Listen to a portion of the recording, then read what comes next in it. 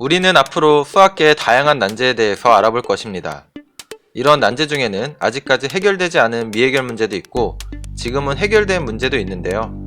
앞으로 홀수화에서는 해결된 난제를, 짝수화에서는 아직까지 미해결된 난제를 알아보도록 하겠습니다. 우리가 오늘 첫 번째로 알아볼 문제는 바로 에르데시의 불일치 문제입니다. 정수론학자인 대수학자 에르데시는 집도 없이 전 세계를 여행하며 하루에 19시간씩 수학 연구에 매진한 것으로 유명합니다. 그는 보통의 수학자가 평생에 걸쳐 발표할 분량의 논문을 거의 매년마다 쏟아냈죠. 역사적으로도 오일러 다음으로 두 번째로 많은 연구 저수를 남겼습니다. 당연하게도 많은 수학자들은 그와 함께 공동 연구하기를 희망했습니다. 그래서 에르데시 수라는 것도 생겼는데요. 에르데시와 같이 공동 연구를 한 수학자는 에르데시 수가 1번이고 에르데시 수가 1번인 수학자와 같이 연구한 수학자는 에르데시 수가 2번이 됩니다. 이런 식으로 3번, 4번 번호가 붙여지죠. 에르데시 수가 작다는 것은 그만큼 인류 수학자에 가깝다고 봐도 과언이 아닙니다. 그는 여러 수학적 추측을 제시하고 상금을 거는 것으로도 유명했습니다. 적게는 1달러에서 많게는 수천 달러까지 상금을 걸었다고 합니다.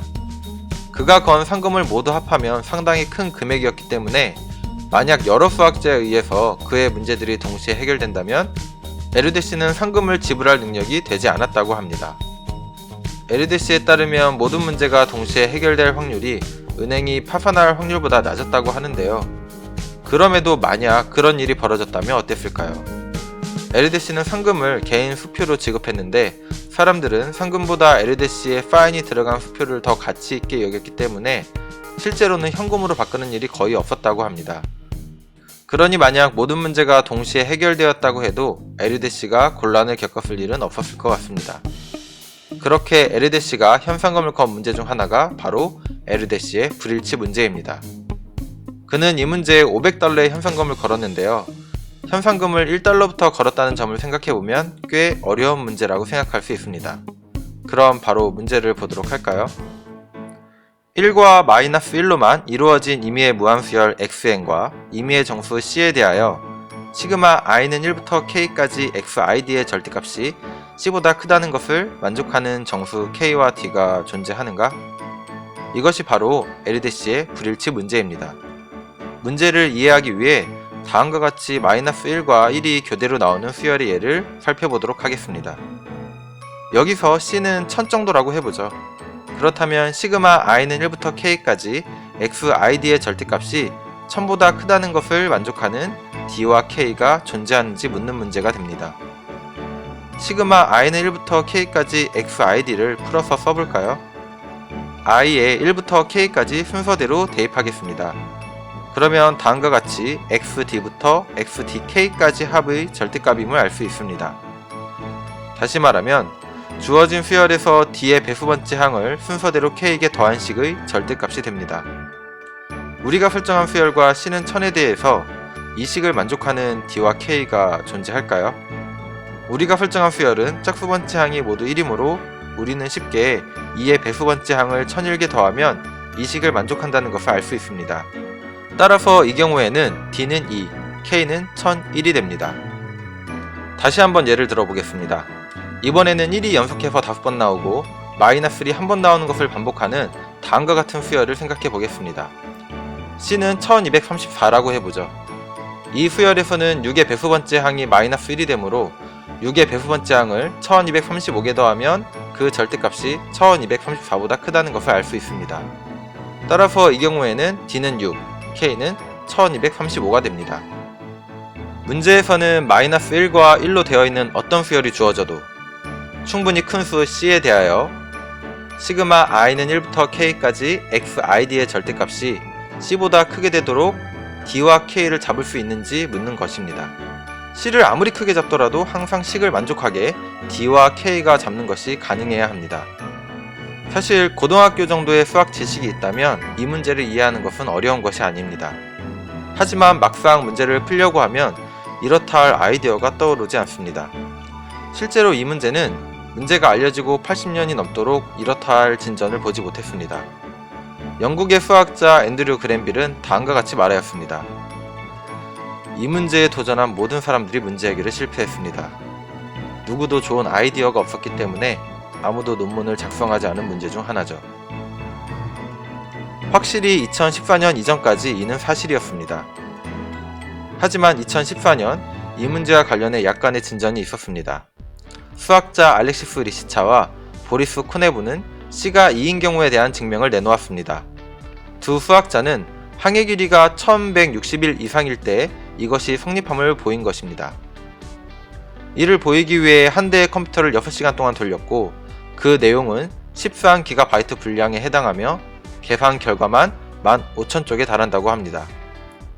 당시 위키피디아에서 다운 가능한 텍스트의 분량이 10GB였다고 하니 위키피디아보다 큰 데이터의 증명을 내놓은 셈입니다. 당시 리시차는 C가 3인 경우를 보이기 위해 몇 주간 컴퓨터를 돌리기도 했습니다.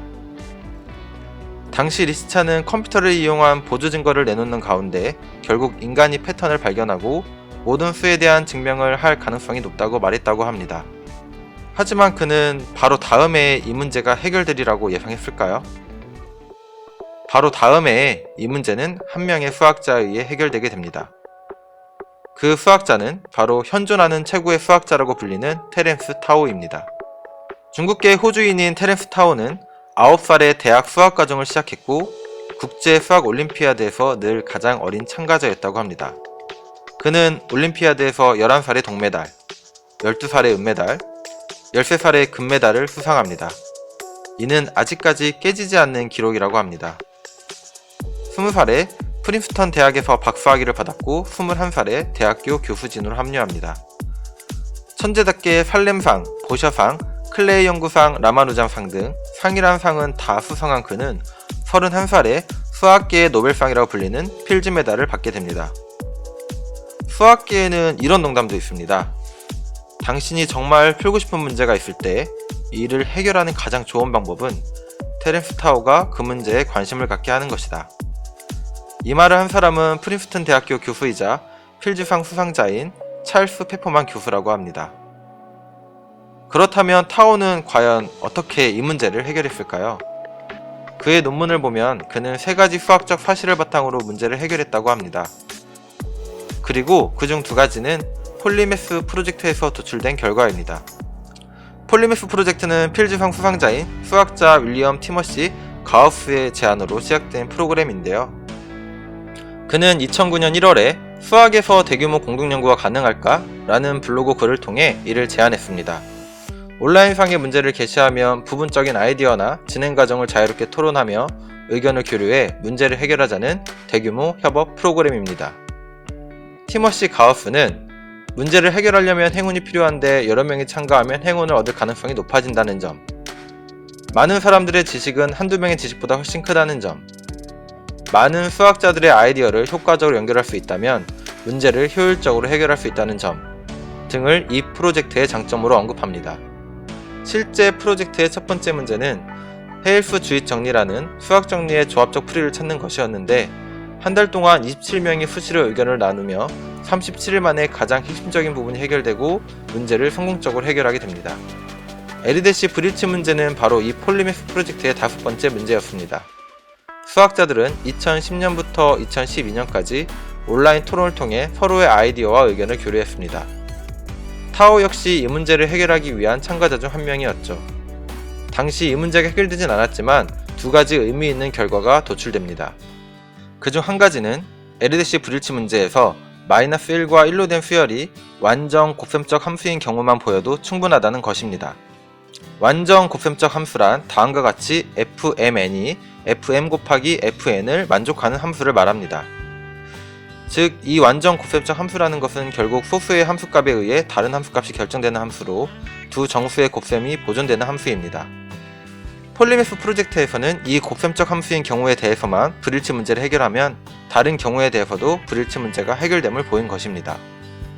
다른 한 가지는 완전 곱셈적 함수인 수열이 에르데시 브릴치 문제의 반례라면, 즉 브릴치 문제의 결과를 만족하지 않는다면 디리클레 지표라 불리는 수론적 함수와 관련되지 않는다는 것을 보인 것입니다.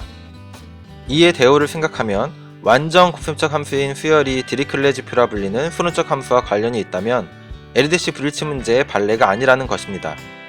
즉 임의의 정수 C에 대해 시그마 i는 1부터 k까지 xid의 절대값이 C보다 크다는 것을 만족하는 nk가 존재한다는 거죠.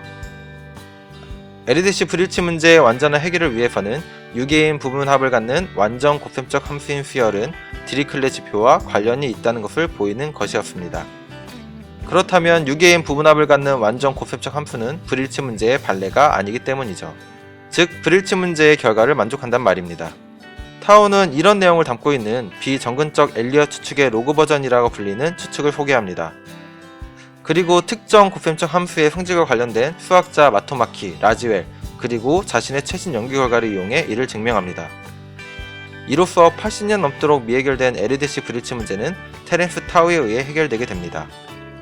사실 타오와 LDC의 인연은 아주 오래전에 시작됐습니다.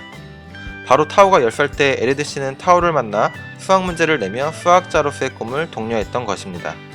LDC 수까지 숨길 정도로 공동 연구를 즐겨한 LDC의 문제를 수학자의 집단지성을 발휘한 폴리매프 프로젝트와 역시 공동 연구하기를 좋아하는 타오에 의해 해결되었다는 점은 상징성이 있어 보입니다. 수학자들 간의 협업의 힘은 어디까지일까요? 지금까지 이야기보다 앞으로의 그들의 이야기를 기대해 봅니다.